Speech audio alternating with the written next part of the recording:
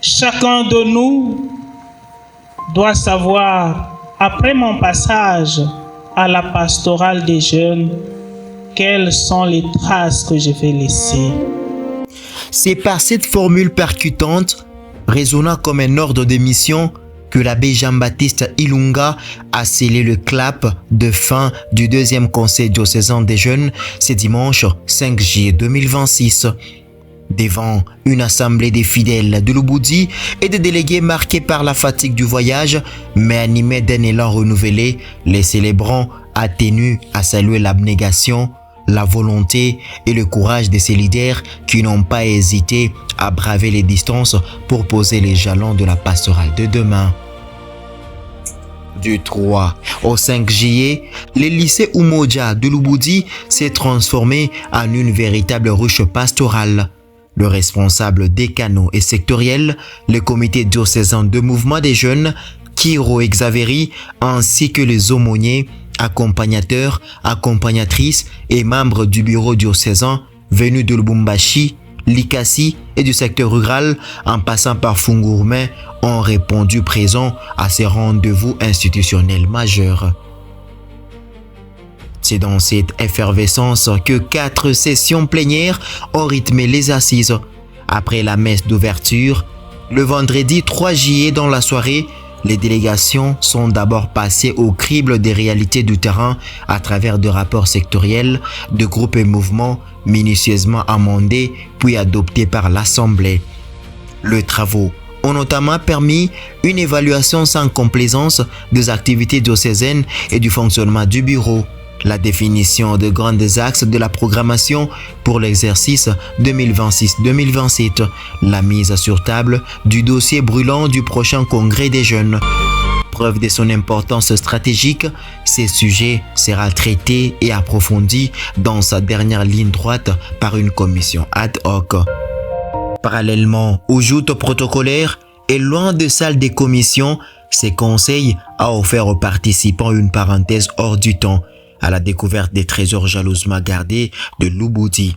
Les délégués ont ainsi vibré face au spectacle de la chute des 10 Kolongo, une merveille brute où la grandeur divine se laisse contempler dans le fracas des eaux.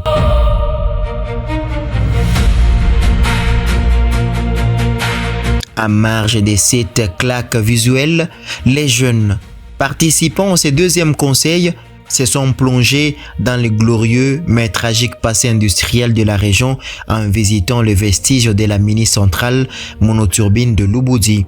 Sorti de terre en 1923, ce joyau patrimonial de 4 MW fut l'un des tout premiers poumons énergétiques du Grand Katanga, conçu à l'époque pour alimenter la cité de Lubudi et la mythique cimenterie du Katanga, Cimencat en sigle.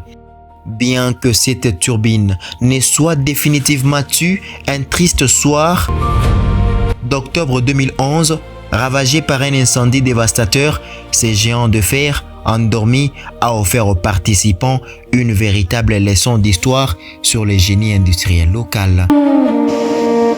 Dans une atmosphère de fervente action de grâce, c'est la majestueuse paroisse Sacré-Cœur de Jésus de Lubudi qui a servi d'écrin à la messe des clôtures, un chef-d'œuvre architectural entièrement sculpté dans le moellon taillé, dont la verticalité des pierres semblait porter les prières de l'assemblée à bout de bras.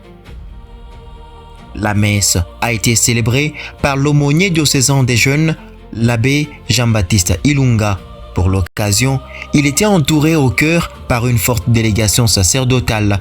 L'abbé Johannes, vicaire de la paroisse d'accueil, l'abbé Ruben Fallou, aumônier sectoriel des jeunes de Lubumbashi, l'abbé Emmanuel Kamboui, aumônier de canal de Katouba, et l'abbé Franck Jacques César, aumônier des canals des jeunes de Fungourmet, dont le secteur a accueilli l'événement. Dans son homélie, les célébrants a longuement insisté sur la vertu de l'humilité, une disposition des cœurs indispensable pour les fidèles à la suite du Seigneur et pour ces jeunes leaders appelés à guider leur Père. C'est avec cette exhortation à l'action humble et durable que les rideaux sont tombés sur l'Ubudi, renvoyant le participant vers leur secteur respectif, enrichis et prêts pour les défis de l'année pastorale 2026-2027. Signalons tout de même que pour ces responsables, venus de Lubumbashi, Likasi et Fungourme, après avoir parcouru plus de 300 km, leur présence à l'Ubudi dépassait le cadre d'un simple conseil.